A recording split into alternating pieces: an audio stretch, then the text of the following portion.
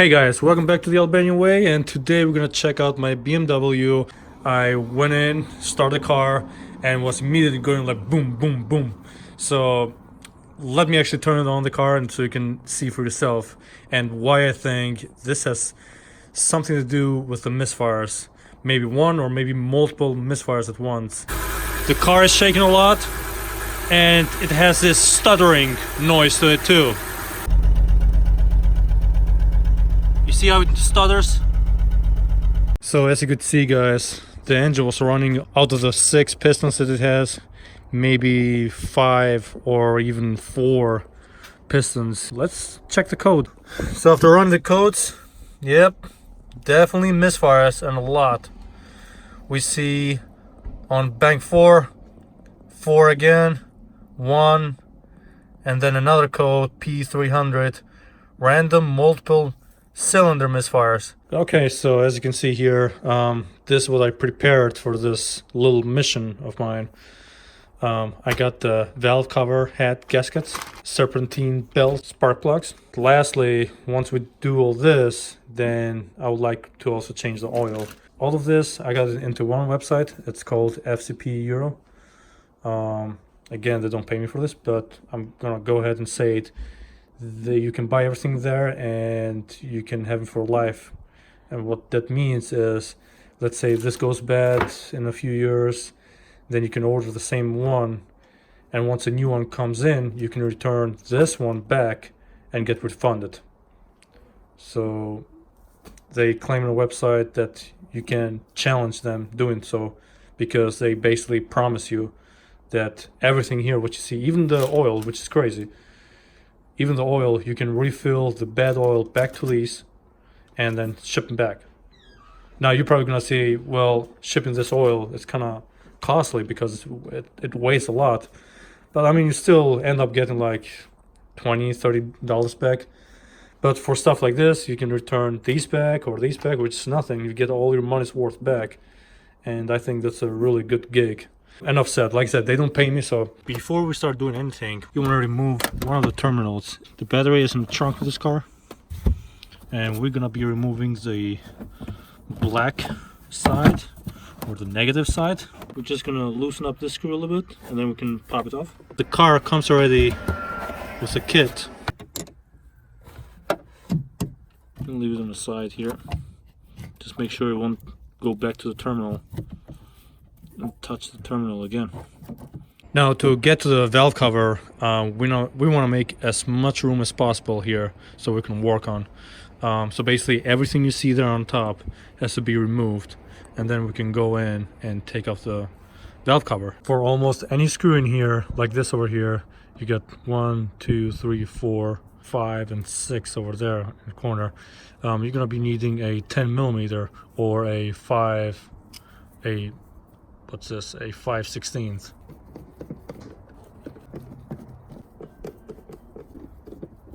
Okay, then we have to take these two here on the sides off. They have a little tab here on the side, right there.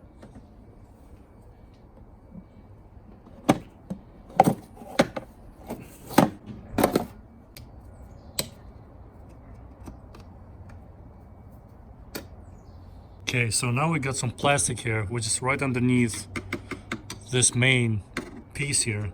And what it does, it holds all the cables that go over the engine bay. So to release this, you just push it away.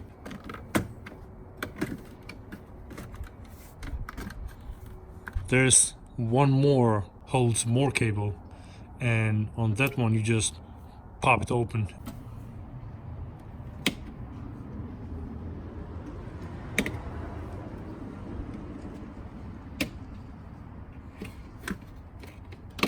Now we can continue taking this main piece off, and this also has 10mm screws.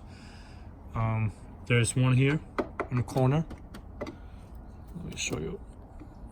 Right one here, and the other one is just on the other side. And once you got the screws loose, then all you do is just lift it up and pull away. Apologize for the engine bay being so dirty, but I'll clean it up. See these two long rods that keeps the whole engine bay stabilized, basically. You got main bolt here, and here, let me show you again.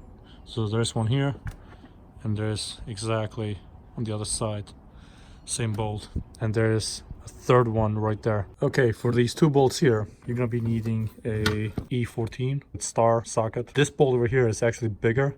It's probably E17 or 18, I'm not sure, but I don't have that size. So what you can do, or what I'm gonna do, is I'm gonna use a regular 14 mil, and this fits perfectly, like very snug on it. I'm gonna use a flat screwdriver to take the cap off.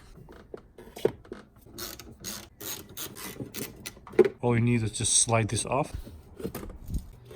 Now, as far as organizing all these parts, that's totally up to you, but this is basically what I do. I leave the screws right next to the holes, and the same shape this was, like, so this was for the driver's side and that's for the passenger side. Just so you, when you put everything back, you know where they all belong.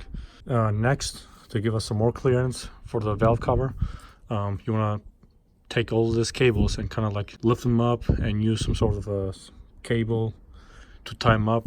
But before we do that, we're gonna open that electrical box there and give us more room for the cables to even lift them even more up. To undo this, as you can see, you slide this to the unlock position. So you loosen up this little clip here, and then you can slide this all the way to the unlock position. How this works here is you take this plastic tab here, just pull it on the side, and it lifts up.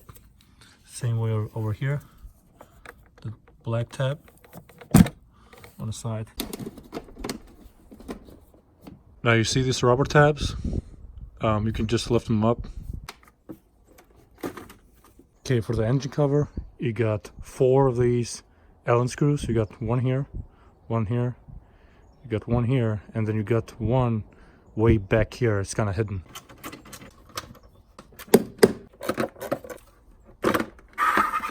Next thing, we're gonna remove positive terminal, goes across over here.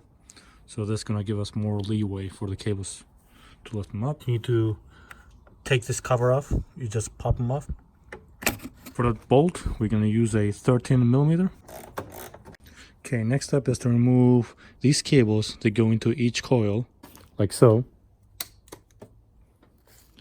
And now you can remove this tab, like that. Then you can just pull this off.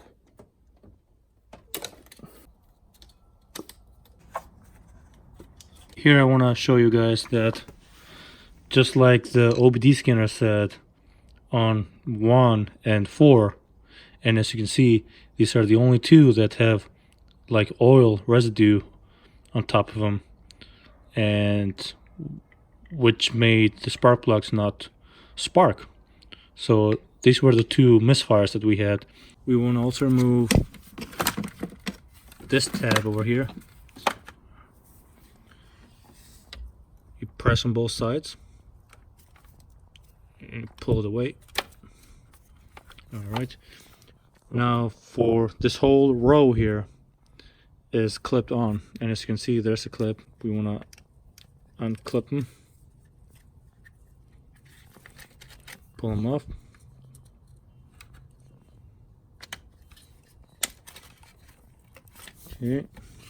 Okay, then you also want to remove this.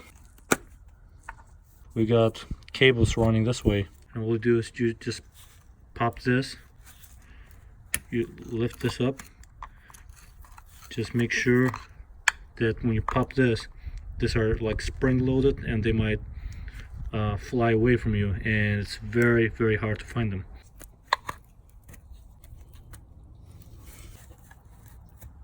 Once you pop them open, all you do is you just push them back in, because this way, when you're back into putting this back on, it'll clip on there like so. Just push them on the side.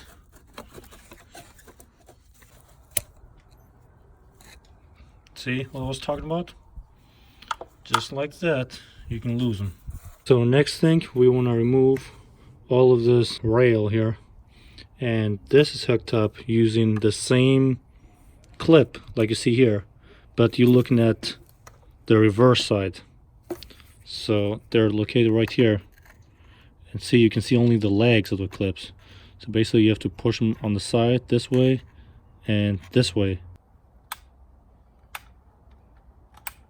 Okay, so all that's left, you just lift them up. We're ready, we're almost there to flip everything over. We're just gonna remove 2 little screws here on each side. I'm gonna use a 5/16 for that.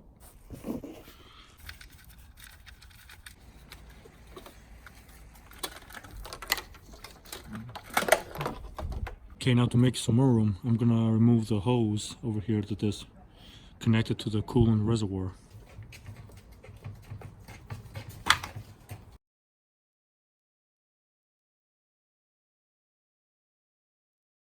I'm using some sort of a stopper here with gloves and a screw to prevent the coolant from leaking out.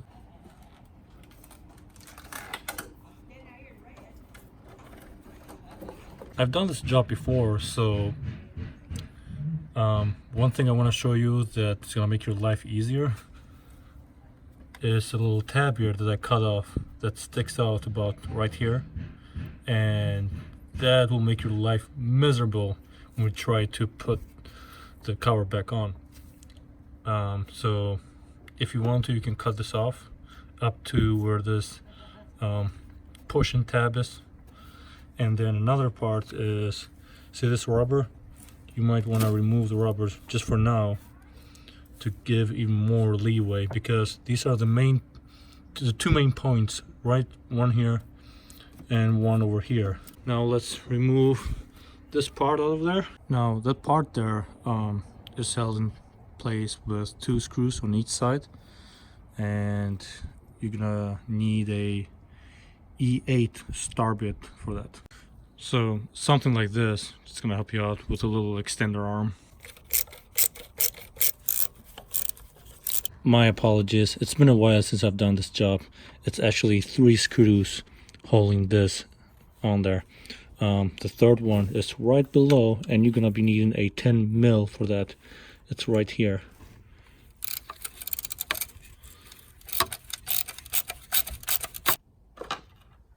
When you release this, you're gonna hear like a spring pop. That's because this was latched inside into the groove, and now that we have to put it back in, we have to use a little Allen wrench, and we're gonna be rotating this back in place to the position it was. So we got one more thing to take off the valve cover, and that's the hose at the very back there in the corner.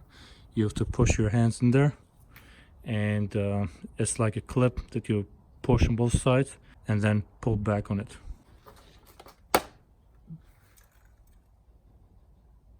Well, I did it. I broke the hose, so be very, very gentle with it. I tried to pull on the hose. It's been so many years now, it's so brittle, but luckily it's an easy fix. That hose runs from there to down here below the manifold. So for me to replace it, I just have to take the manifold out and put the hose back on there. So here's the broken part, and this is what I meant with the 2 tabs that you push. So it's here on both sides, and you push them. But mind you, not only this can break, even this plastic part here is so easy to break too. So be gentle with it.